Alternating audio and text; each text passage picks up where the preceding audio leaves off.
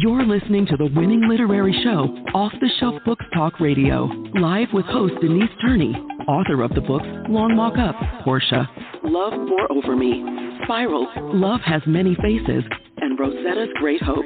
Turn up your dial and get ready for a blast of feature author interviews, 411 on book festivals, writing conferences, and so much more. Ready? Let's go. Nothing will work unless you do. And that quote is from Maya Angelou. Nothing will work unless you do. I want to welcome you to this August 24th.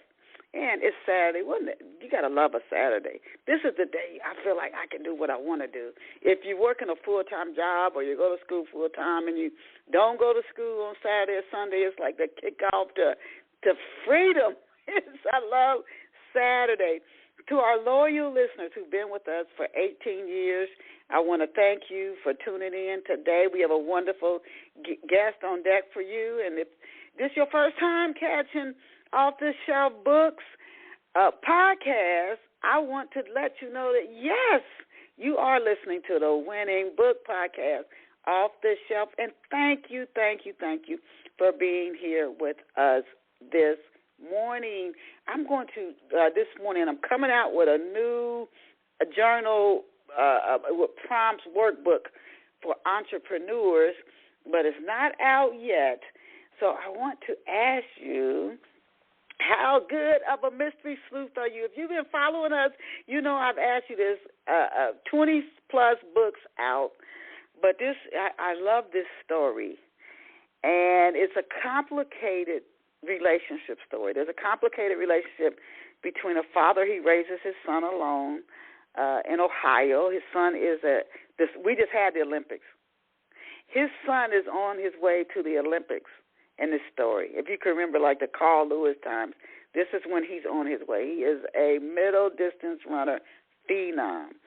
So you got that setting, and when he goes to college, and he's had a very complicated childhood. When he goes to college, he meets the woman he is truly, I mean for real, supposed to share his life with.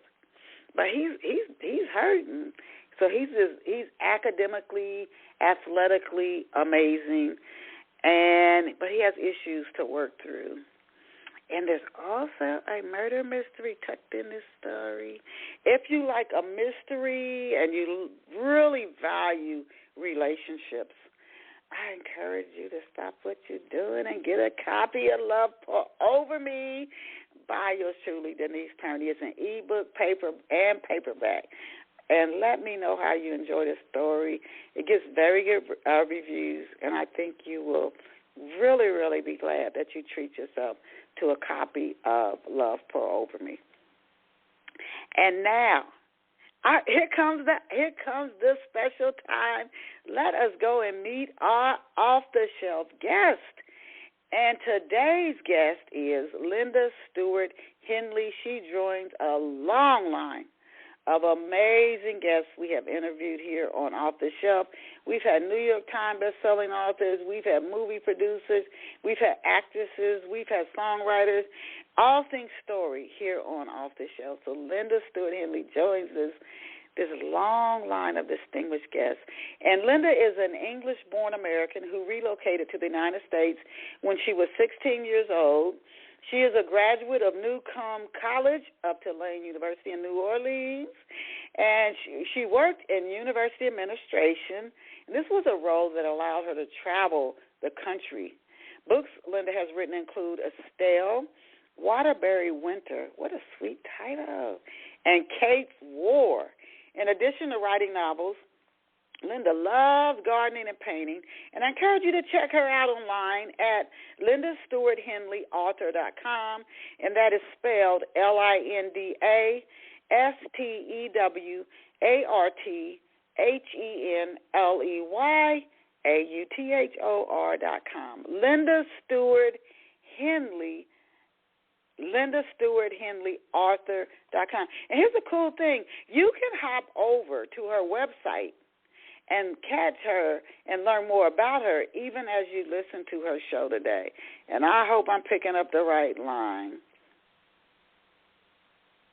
What? Welcome to Off the Shelf, Linda. Linda?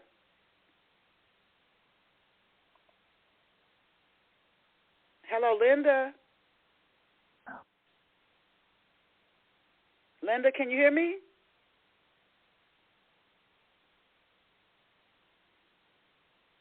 Linda, can you say something? Linda? No. Linda? No. Linda, are you there? Can you say hello? Okay, I'm going to go ahead and keep going. If you're not able to join, we can reschedule the show. I'm not able to hear you. This is a first. You are connected to the show, but I'm not able to hear you. Linda, maybe you drop and dial back in.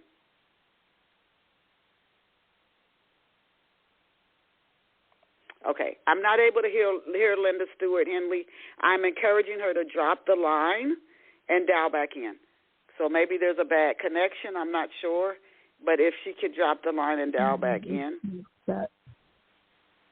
Oh God, that's the wreck. Can you drop the line? Oh shit. Oh, Linda.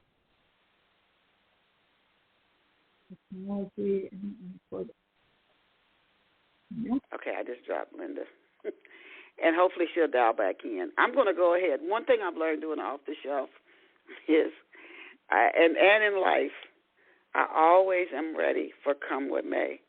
I'm always ready for come what may, and hopefully Linda will dial back in. This is a first, so I'm not sure why she wasn't able to connect, but hopefully she dials back in, and we can connect her.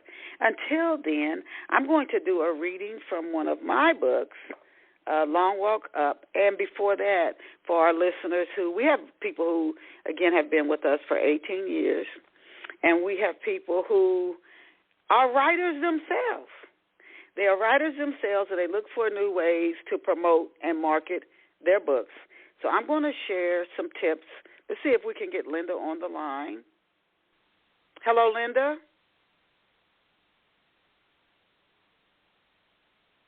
Linda, are you there?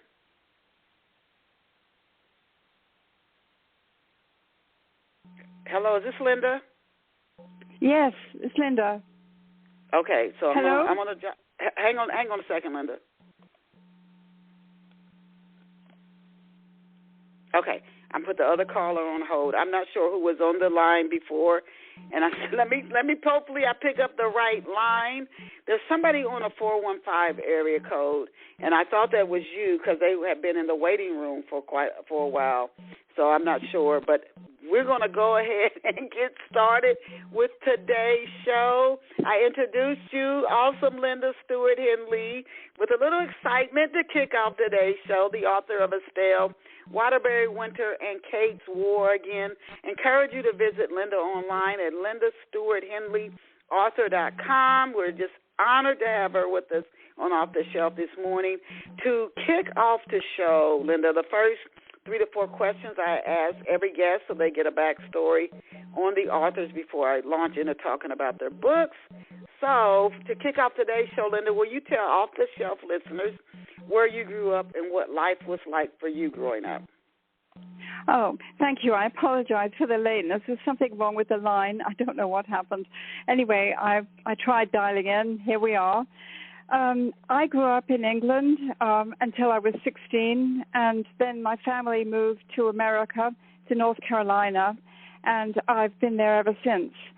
So it was a pleasure for me in my third book to be able to write about England, the place where I grew up, even though it wasn't the time when I grew up. I didn't grow up in the war. I was born after the war, and Kate's War is set during the first year of World War I in Carshalton, which is a suburb of London. So this third book was a book of discovery of sorts. It has to do with a story that my father told me, didn't actually tell me, wrote about in his memoir. And it had to do with an event that he experienced in the war, a little-known event that's quite dramatic that I thought deserved to be told. So that's the backstory there. Is that enough? Yes. So you came, again, how old were you when you came to the United States again from London? I was 16. I came to high school. Wow. I was 16 for my junior year of high school. Was that, now that's a very pivotal year in most people's lives, a teenager. You start and become, moving into becoming an adult. Was that an easy transition for you, or did you no, find not at all. American high school was completely different from my school. I actually described my school in the book. I went to a school run by nuns. It was a Catholic school, all girls, and we wore uniforms. And so when I came to American high school where there were boys, and dances and social life and all that, I didn't know what was going on. It took a while to adjust, although it was a pleasant adjustment. It was a more interesting school experience for me in some ways. So, yes, it was difficult, but I managed to adjust. Obviously you did. I'm curious, before we talk again about your books, what other differences when people think of London, England, et cetera, the U.S., like how would you say at that time, did you see like any stark differences in the two? Well, American children were so, American in general seemed so much freer to me than English people were. For example, we couldn't drive in England until we were 21, and so nobody had a car. But when I came to North Carolina, I had a friend who grew up in South Carolina, and she'd been driving since she was 13. So we were driving around in cars. I had Mustang convertibles in those days, and it was just a totally different world to be that free. And parents didn't have as much oversight in many ways. Americans were encouraged to go out and do everything they wanted to do and become really teenagers. In England, we were a lot more repressed in those days. The Beatles kind of loosened things up. That was the year when I came in 1964. That was the year the Beatles came to the Ed Sullivan Show and appeared in America. And so everyone was in awe of me because I came from that country. That was Americanization for English people really came through with the Beatles trip to America, I think, in some ways. So, I don't know what else to say about that. I was 16, so I had a rather narrow view of the world anyway, Okay. Now, when you were a little girl, what did you want to be when you grew up? What did you dream of becoming? Oh, well, I loved flowers all my life, and I wanted to be a botanist. And then I learned that you had to be really good at science and math, and I wasn't good at that, so I couldn't do it. But I still enjoy flowers, and I'm a painter. I paint native plants in watercolor, so I've kept that interest going in my own way. But I never expected to do anything like writing. Interesting. I was going to ask you next, how do you think the relocation to the U.S. impacts your writings today? Do you think it has impacted your writing? How did my location affect my writing? You mean where I live? Relocating. Okay. How do you think? Do you think it impacts what you write today? Okay. All I can say about that is that I was fortunate in my English school to have a very good English teacher for 2 years, and she really taught me grammar. She taught me how to write, and more than anyone ever did after that, more than in college or anywhere else. And I think those basic writing skills served me well once I decided I wanted to write fiction. I had to take classes to learn to write fiction. I didn't know how to do that. But, you have to know at least how to construct a sentence. So I don't think, this much else I can say about that. Because I finished my education in America, I did adopt a lot of American expressions, and really I wasn't really aware of it so much, until I wrote Kate's War, And then when I submitted the manuscript to my publisher, they said, it doesn't sound very English. And so I realized that, all these Americanisms had crept into my language that I wasn't even aware of.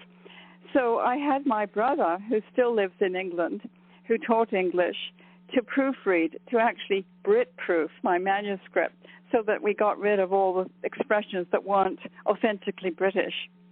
Interesting. Very interesting. Oh my gosh. One more question before we start on Estelle. I find that very interesting. Now, you travel broadly while working in university administration.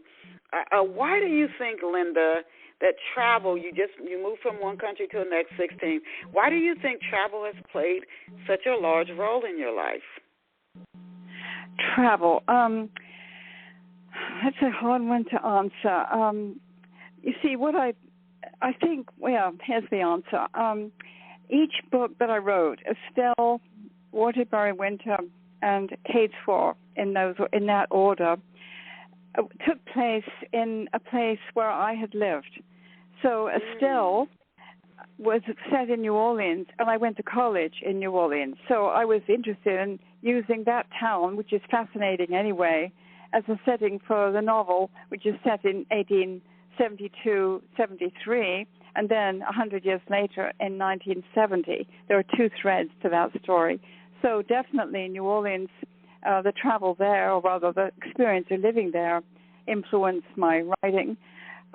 Waterbury Winter was set in Connecticut, and I spent 10 years in New Haven, not in the city where the novel is set, which is Waterbury, which is just basically down the road from New Haven. But I knew Connecticut a little well enough to use that as a setting for that book. And then, of course, I had to draw on my childhood experiences to be able to write about England in Kate's War. Okay. Oh, it's so interesting. Every guest we have on, I learn from every guest. Already learning from you, especially when you said you had your brother review the book to make sure it sounds authentic for the way people from Britain speak. So I want to ask you next, were you retired when you started writing on Estelle? I hate to admit my age, Denise, but, these days I'm thinking how wonderful it is that so many older women are still so vital and able to do things. We're not just supposed to sit home and knit anymore, though there's nothing wrong with knitting, but we are actually, so many of us are reestablishing ourselves in different ways after retirement. Of course, the big reason is that we have time that we didn't have when we were working. So, yes, I didn't start writing until I retired from my 35-plus year career in university administration. And I started writing only because my husband taught a course in fiction writing at the local senior center of all places. And he wanted to write fiction, couldn't find a class that he could take in nearby. And so he constructed the class himself and taught it for 10 years. So I took it every time. And it was a 18-week class each year from January to May. So all three of my books were started during that fiction writing class, seminar, really. And there's you would know this. You're a writer yourself. There's definitely a learning curve when you have to write fiction. You learn the conventions. You learn what works, what doesn't work. And my husband was able to teach all those principles well enough that I got better at it each time I tried to write something. So all those three books that I started in those classes turned into novels that were published. Interesting. Okay. Very good. Oh, I love your backstory on how you got started. And, yes, it's never too late. It is never too late to get started. What inspired you to write the particular story that is Estelle? Oh, Estelle, okay. Well, yeah, this is a story. for that class that year, I think it was about the third year that I took the class, and I have to tell you that, I wrote 10 books or started 10 books during those classes. Most of them were just rubbish. I mean, I never could have published them. But I think in about the third or fourth class, I was looking around for a subject for that year. I thought, what am I going to write about? And then I thought, well, I used to live in New Orleans. It's an interesting place. Maybe I can find some inspiration there. So I got a travel guide, one of those 4-door travel guides to New Orleans, and I read it and was amazed to discover that the painter Edgar Degas, the Impressionist painter, had lived there for 5 months in 1872 to 73 with his French Creole family. His mother was born in New Orleans, and she was a French Creole. So I was absolutely fascinated, and I started ordering books and going to the library and learning as much as I could about that period in Degas' life. It was before he was famous. He hadn't yet painted anything of significance, and he was kind of a frustrated artist. So I was just, the story isn't well known by many people, even though people know his paintings of dancers, And when he was there, he mostly painted his family members, and because that's all that he felt inspired to paint. And it turned out one painting he did of his family's cotton business became successful, and that's what launched his career, really. So it was just one of those things where a turning point in his life, that I was able to fictionalize it. I used the story of his life that was actually well documented by the New Orleans Museum of Art that wrote a catalog to go along with an exhibit that was held several years before.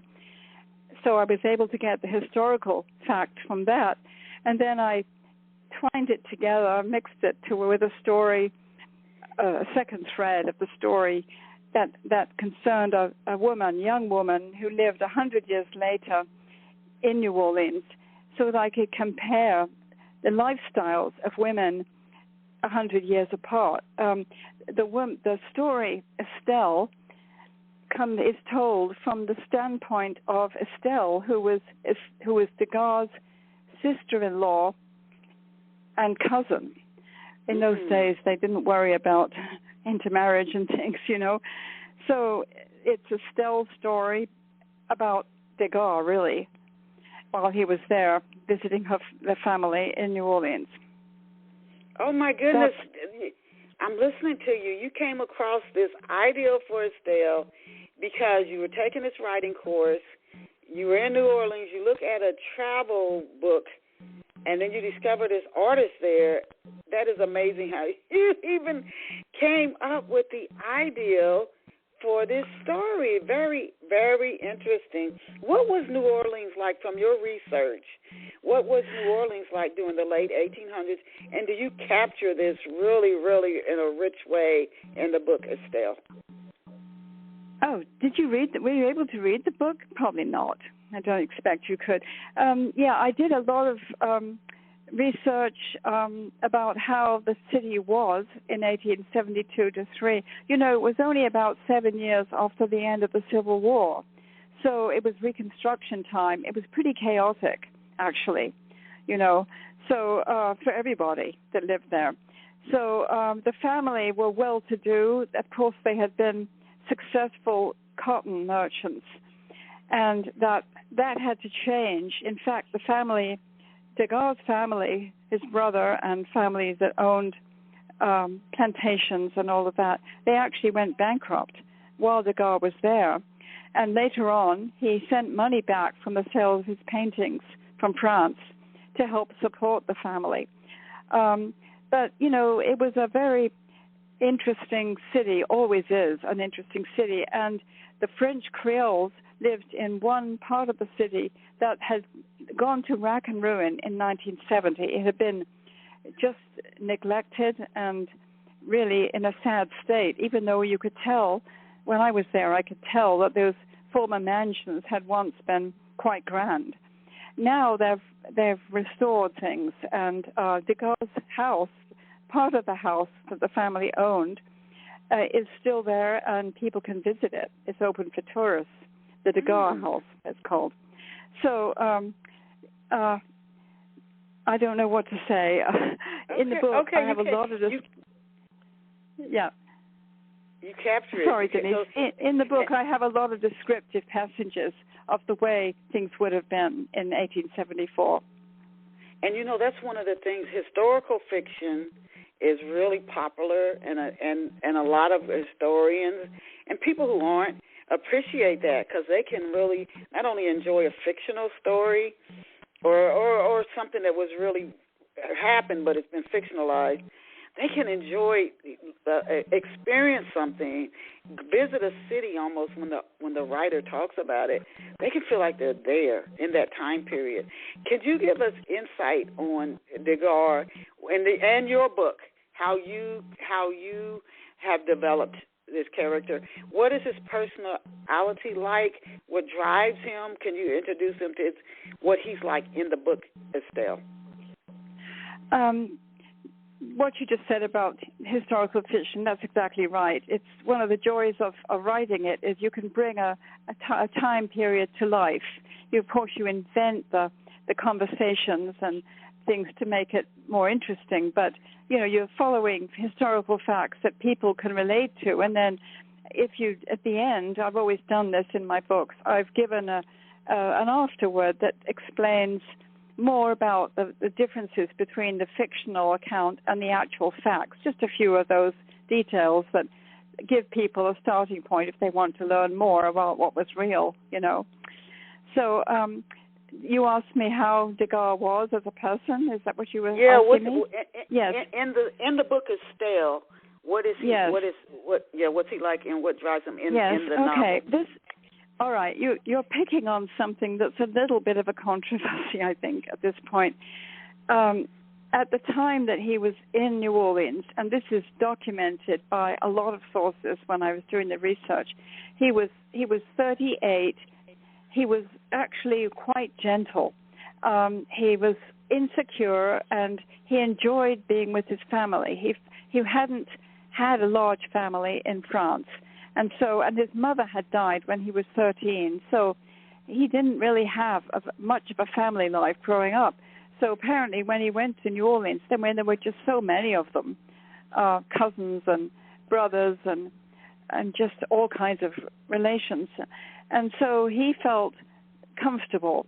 And as he was known for being a real curmudgeon, quite difficult and intolerant, and in later years hasn't really had the best reputation. But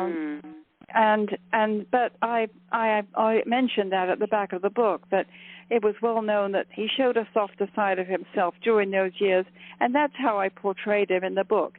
I gave him a few scenes where he was, kind of crotchety, irritable, just to make sure I didn't paint him as one good man all the way through. I had to give some dimension to that character, but in general, it was well known that he was pretty well behaved while he was in New Orleans for those 5 months. Okay. Now tell us about Miss Anne. What is she like? Something that I know readers that are attracted to a story, I've always been told if readers don't care about what happens to the character, they have to really care about the character, that they won't stick with the story. So I always like to ask about the characters. Can you tell us about Miss Anne? What is she like? About Estelle? Is that what you said? Sorry, I couldn't hear the name. Which character? Yeah, is there a character Anne Gautier? The character Estelle or Kate? Oh, Estelle. Estelle, okay. Okay. Here's the interesting thing about Estelle. She and Degas shared one problem together, which was their eyesight. Estelle, when she knew Degas, when he was living there, was already going blind.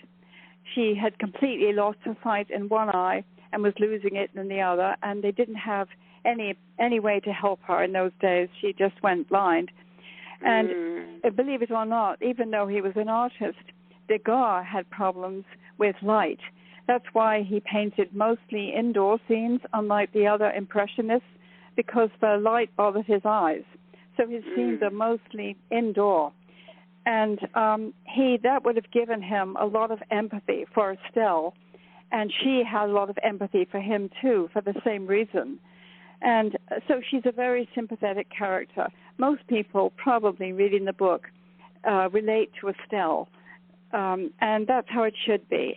She was really in true life, a really fine woman. She managed her disabilities as best she could, and just manage to live out her life with this problem until she was, I forget whether she was in her 60s or 70s, but she managed the disability very well.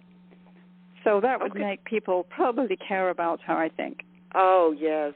Now, would you describe the novel as a mystery, a romance for readers who, some people are very genre specific? How would you describe it? Would you say a mystery or romance? Okay. Let me think about this. Believe it or not, it won an award at one of these writing contests, a Chanticleer contest, in the area of romance. Now, I didn't understand that because it's really not a romance. But there's so much love between Estelle and Degas. It wasn't romantic love. It was just sisterly, brotherly kind of love. But it's there, and I think people like that.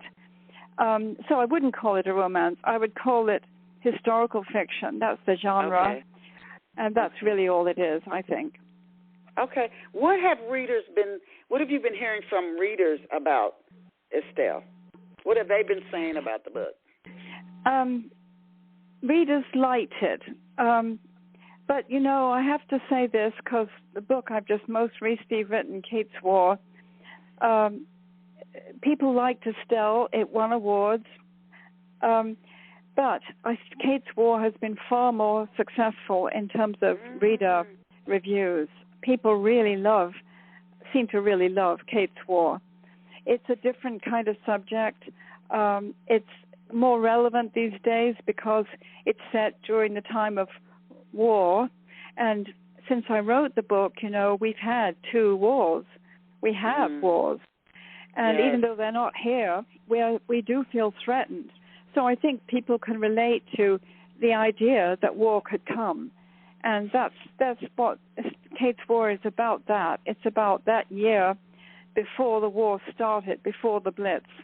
It's not about the war. The book is really more about Kate's internal war, her own problem as a 20-year-old, trying to come to terms with the fact that her country's at war with Germany. But, all the same, the war colors the entire environment. And in England, as not like here, where the Second World War, or even wars that are going on now abroad, they don't directly threaten us. But in England, everybody was affected. So that's why it's more poignant in a way, I think. Okay. We are going to get to Kate's War, but before I wanted to just briefly talk about Waterbury Winter, because I do want to discuss all three of your novels. If you could give us a brief synopsis of Waterbury Winter, please. Denise, this is so kind of you. I didn't expect you to promote all 3 of my books. Thank you. Thank you so much, really. Well, Waterbury Winter is the unlikely story of a lost artist, Barnaby Brown, who he's just basically lost his way. He once was a painter, but at 45, he's given up all his aspirations. He has worked for 17 years in a hardware store. He's in debt. He drinks too much. And at the beginning of the book, it's winter. It's in in Connecticut, where the winters can be pretty severe. It's snowing. He's on his way to work in the morning. His car crashes into an ice bank and breaks down. He walks to work with a hole in his boot. He gets home. His parrot, who is his only companion, has flown away. So he's in an all-time He's at an all-time low, and he has to build his life back. And it's the story of how he actually does reclaim his life and start to paint again. It's supposed to be a story, an uplifting story, that talks about the power of creative expression. Actually, all of my books have that theme. And you have that in your books. About your book about Heal Gorgeous, I looked at that. You're talking about how you promote inner healing, and in how you get inspired to do that. Well, all of these books that I've written share that very same theme, how you heal yourself and how creative endeavors of any kind, doesn't have to be professional, but just creative expression, can help you. Oh, I love the story, and Barnaby Brown. Oh, you got me on this one. I'm telling you. Now he's part of it's in. Was he a New York City native? I know he's in Connecticut. I know he was eager to leave the city. But some reason your description of him really has drawn me to him. What city is the majority of the story set in, and what time period is the story set in? Okay. You ask all the right questions. You really do. Waterbury, I chose Waterbury, Connecticut as the setting because it's a town that has seen better days, just as Barnaby had seen better days. So it reflected the character. It's a town on the river that used to be the brass capital of the world. They had a brass industry there, and it attracted huge numbers of people, and it was very prosperous for a while. Fine houses were built. There were many people that worked in the factories, and life must have been not really good, but much better for many people that lived there. Well, as you might know now, of course, the brass industry has declined. There is no longer a brass industry there. So when I set the story in 1980, Waterbury was really run down. It is that way. The factories that once were full of life and people and work and all that, they're sitting there abandoned with vacant windows. It's just a town that really hasn't been able to recover from those days when it was in the 19th century. So that was the perfect setting for this man who then, wanting a better life, well, his dream was to go to California where it would be warm and he could start again. Of course, his car's broken down, so he can't get there, and there's lots of obstacles in the way, and I won't tell the story because that will spoil it, but yes. But it was the my goodness. No. Sorry. No, keep going. There is one little interesting tidbit about this setting here. I'd never lived in Waterbury. I just passed it. It's the kind of place you don't go to. You drive by it on the freeway. That's the kind of place it was. But I was able to look it up and research. There wasn't much written about Waterbury, unlike Estelle, where I had a whole pile of books. I mean, more than I could possibly read. Waterbury only had about 2 books that I could use to refer to its history. Yeah, but I wrote the book hoping the people of Waterbury wouldn't mind. And then somebody in Waterbury read it, and the Barnes & Noble invited me to go and talk about my book. And I said to the person that called me, I said, look, I don't know anybody in Waterbury. I can't insure an audience. She said, don't worry, they will come. And sure enough, they did, because nobody writes books about Waterbury. Oh, my goodness. Yeah. Oh, my goodness. Now, is Barnaby Brown, is he born and raised Waterbury? Is he from another town? And also, he's born. He was raised there. His family left him their house, which was it's a very modest house, but his parents had died and left it to him, and of course he's let it run down. So it's just kind of derelict, like he is. But yes, he's from Waterbury. Can you describe him for us? Because he's coming across to me as somebody dealing with depression. Is he? If you would say, how long has he been trying to get his painting going? I think you said it earlier, but if you could repeat it, how many years he's been trying to make it as a painter? Does he really have time, though? He's got a job to devote to painting and get it off the ground. And what is he genuinely like? Well, at the beginning of the book, he's just broken. He's totally broken. His wife had died. His beloved wife had died several years beforehand, and so he just lost his inspiration to do anything, to paint. And he just went to work and drank too much. He was a high-functioning alcoholic, I would say, so he did keep going to work. And he had a kind, understanding boss who was a local Italian. There was quite a large Italian population in Connecticut, especially in Waterbury. So his boss was pretty understanding, but actually Barnaby was good at, he worked. He had a work ethic, you know. He didn't mind taking inventory and selling paint to customers and all that. But what really changed his life, what started things, is when one day, it's Christmas Eve is actually when it starts, and this man comes into the hardware store to buy Christmas lights, and he recognizes Barnaby. And then Barnaby realizes who this man is, and it's a former colleague of his when, in better days, Barnaby had taught painting in Providence, Rhode Island, and this friend had also been teaching. So the contrast between them was quite remarkable. This former friend of Barnaby's was prosperous and happy and married, and Barnaby looked at himself. He's all worn out. He's thin.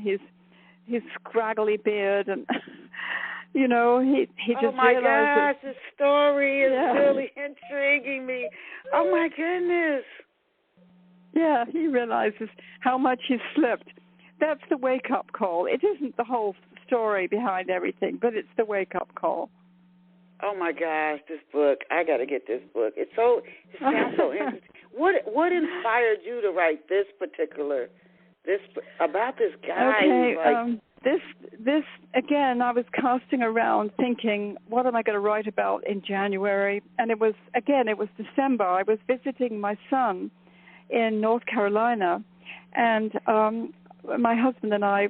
It was the day after Christmas, and we needed to go to the drugstore for something. So we went to the drugstore, and it was deserted. There was no one there. We were the only customers. And we got what we needed and came up to the cash register, and the attendant took our sale. He looked really downhearted, just kind of dull, just down at heel. And he said to us, "So how was your Christmas?" And we said, "Oh, it was really very nice, thank you. How was yours?" And he said, "Well, I was here and my car broke down." Oh, wow. Yeah, that was, not everybody has a good time and a holiday. That's what I thought. And that's where you got the idea. Oh, my God, your imagination is really, really strong. Now, I want to talk about Kate's War and Waterbury Winter. That story is really, really intriguing to me. Kate's War is your latest novel. Can you please give off-the-shelf listeners an overview of Kate's War? Kate's War is the story of a young woman, 20 years old, Kate, whose goals for her career of singing are shattered when war is announced, when the declaration of war is made on September 3rd, 1939. So she, like everyone else, has to just change plans, because the whole country has to prepare for war. And the government encourages everybody to do just exactly that. Young men are conscripted, sent off to the continent to fight. Everybody else has to get used to blackouts, rationing, building bomb shelters, wearing gas masks, dealing with limited supplies, resources, all those things. And so, as you can imagine, it's a big game changer for Kate. And she's not very happy about it. She's a little bit like, well, I don't want to insult young people, but, she needs to be, at that age, self-absorbed, interested in her future. And she can't pursue a singing career. She can't move out from her parents' house as she wants to. And to make matters worse, the family's house is right on the railway line, the main railway line to London. So it would be a target for any bombing. So that just adds to the pressure and the anxiety. So it's how she comes to terms with that and becomes bigger than herself in the end, finding resources she didn't know she had to be able to deal with the war, as many others did, and in fact overcomes obstacles and becomes quite courageous. It's more a story. It's a story about ordinary people and how they become extraordinary in difficult times. I don't want you to get a story away, but you said she wanted to be a singer. Would you be giving the story away if you said she did find her way to have a I'm going to say prosperous or successful singing career? If it gives a story away, then don't share it, but that was something that piqued my interest. Well, how do I say this? I will say this, just this much. There's a torpedoing in the story, which is pretty dramatic. I'll say that. Does that intrigue, or is that just too vague? Yeah, no. So Kate, she's young. She's in her 20s. What's happening in her life? Do you start her? Do you start the story when there's no war? There's no even hint that it's coming, and her life is just very carefree. Is that how the story starts? No, the story actually starts. You probably either saw the movie or read the book or both. The King's Speech. Did you know about that? I've heard of it. I haven't seen it, but I know. Yes. All right. When war was announced, everyone was anxious, waiting, because they didn't know what was going to happen with Germany at the time. Germany invaded Poland, and after that, there was just tension, because would England take on Germany? Would they not join the war? What would happen? And they were waiting. It was well known that the king was going to make an announcement. And so everybody was tuning into their radios, because that's how they learned their news in those days. They didn't have TV. They did have newspapers, but this was breaking news, couldn't get it out there in the newspapers in time. And there was a broadcast on the radio that everybody listened to on a Sunday morning of September 3rd, and the king, I'm sorry, it isn't the king, he spoke later, but Neville Chamberlain, the Prime Minister, was the one that made the first announcement, and he said, this country is at war with Germany. So my book starts with that scene, with Kate waking up in the morning, going down to tell her parents, give them the news that she's going to move out from her home and move into her own flat with her best friend Sybil and pursue a singing career. She's going to tell them that very day that that's what she's going to do. She's 20. She doesn't want to live at home anymore. But when she goes downstairs, the family are listening to this broadcast, and she realizes she can't do that. Wow. Oh, my gosh. Now, she also has another challenge. She has a speech impediment. Yes. Does she let this stop her singing dreams? Is this something else that sets her back? I know she's courageous. She finds her courage, but does this set her back during the early parts of the story? Yes. Well, and she has a strange impediment that doesn't affect her all the time. She's got a beautiful voice, but she wants to be trained. She wants to go to music school and become professional. There are singers in those days that, like Bob Hope, who inspired the troops. There was a woman singer, Vera Lynn, in those days who performed on the radio and for the troops and inspired everybody. And Kate had these dreams that she could be like that. So she went to an audition at a music school, and then she got the hiccups. So that was the impediment. Whenever she got nervous singing, she would get the hiccups, where you can't really sing in public when you're hiccuping. So until she could solve that problem, she couldn't really pursue the career. But she had hopes that she might overcome the problem and pursue that and become a professional singer at some point. Oh, my God, you got two hurdles for her to get over her dream. I love how you approach your stories. Now, the first one really was on a real live person, Estelle. But Waterbury Winter, the obstacles your characters have to overcome to step into whatever their destiny, fulfill their dream. I love and then the contrast in the story. What is that? What inspired you to write this particular story? The Kate's War was inspired by my father's unpublished memoir that I didn't read until after he died, so I was never able to talk to him about it. But he mentioned this incident. He was a medical student at the time of the war, when the war broke out, and he took time off to volunteer.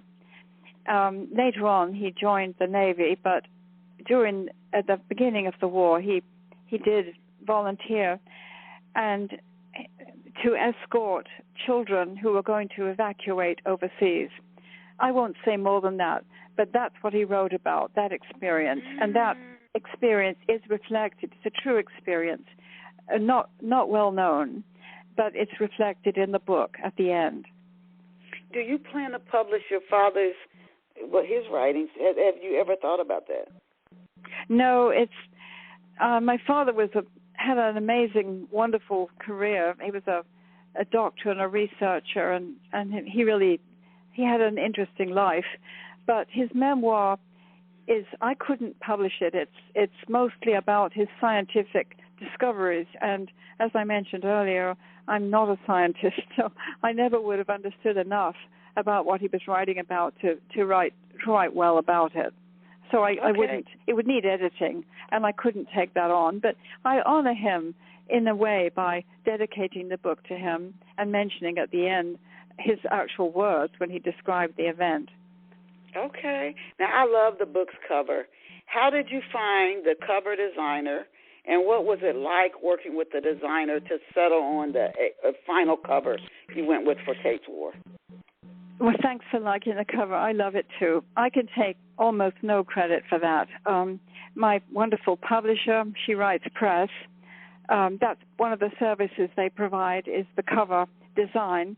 I had some input, so they gave me some options, and it was clear that I needed to use the image of Kate with her back to the audience, the viewer. But originally, because I had in the book some reference to butterflies, they had butterflies in the sky.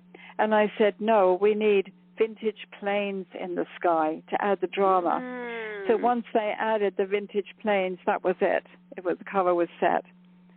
Okay. You did have some input. Some authors have told me they told them, no. This is what we do. And then they were not allowed to have any input, but it's really good that they took your advice. Now, what have you been hearing from readers about Kate's War? You told me that they're really enjoying the story. What else have they been telling you about Kate's War? I think, I don't know I know what they say. All people, as you know, you must know this from your own readers, people get inspired by different things, or people relate to different things. I think in this case the characters are better drawn than in some of the other books. The story has a Kate and her family, and each one of those family members appears throughout the book. So it's really the family's story and their experiences during that first year of the war. It's all focused on Kate. It's all through her eyes. She's the only main character. She's the protagonist. There's no other point of view, just Kate's. And people relate to that because they relate to her struggles and the struggles in general. So there's a lot in the book. It's almost too much in the book. I shouldn't say that, but, I wanted to put as many details as I could in so that people got a real sense of how difficult it was during those days for people to live. But it was extraordinarily difficult with the blackouts and the rationing and the sinkings of boats, of British boats, British ships by the U-boats, and the gloomy news. And nobody really knew if everybody thought that Germany would invade. So they had to prepare for the possibility of invasion, and that terrified everybody. So I tried to give a good picture of that, along with some of the really heartbreaking experiences people had during that year, particularly the evacuation of children. The government decided that it would be best for the country, really, to save its young people and to send them away to areas that would be less prone to bombing.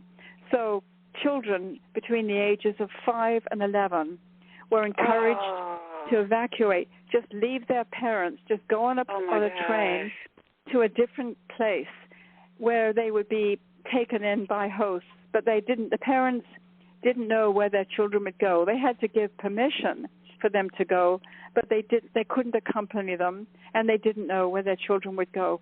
And it was amazing how many people took part in that program, even sending their children over. Yeah, they called it what, the orphan train, the orphan trains. I think that's what they called it. Oh my gosh, yeah, I've heard about that. Another writer wrote about that in a little bit, the orphan trains. Oh my gosh, every time I hear that, that's like incredible. We only have about 2 minutes left. Can you share 3 to 4 steps that you found to be effective about getting the word out about your books? How can I get the word out? Is that what you said? Like your marketing. What ways have you found to be effective about getting the word out? Well, and you can buy my book through any of the people you want. I mean, bookstores can order it. It's distributed by Simon & Schuster.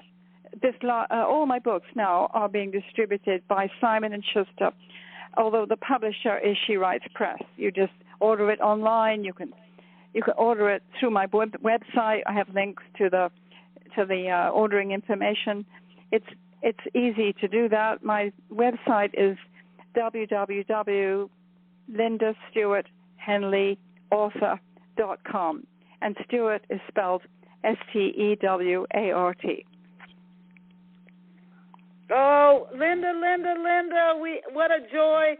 I'm getting Waterbury Winter as soon as we finish, and I may get your other books as well, but, I mean, you got me with that one, and all of your descriptions of all of your books are really amazing, and just your storylines, and I love how there's something about art in each of your novels. I wonder if that's a subconscious thing that's coming up from your subconscious. Thank you, Linda.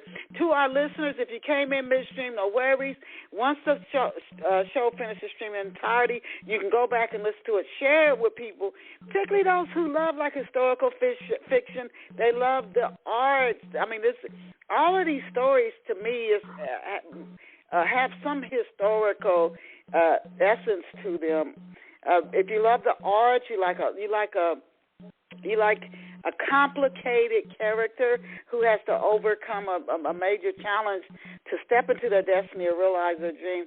I encourage you to get a copy of Estelle, Waterbury Winter, and Kate's War, again, by Linda Stewart Henley. And she is online again at lindastewarthenleyauthor.com. gmail.com. Thank you, Linda, for being here with us on Off the Shelf Books this Saturday. And to our listeners, I encourage you to mark it on your calendar, 11 a.m. Eastern Standard Time. You're going to catch Off the Shelf Books to meet another awesome guest like Linda Stewart Henley. And as I always tell you, remember, you are incredible. You really, really are. You are awesome. You are amazing. Go out and create a fabulous day for yourself today. Linda, I'll shoot you a link to the show when it finishes streaming. Thank you so much. Bye for now. Well, thank you, Denise. It was a really wonderful interview, and you really know how to give an interview. Oh, thank you. I truly enjoyed you and wish you the best. Thank you, and you too. Okay, bye-bye.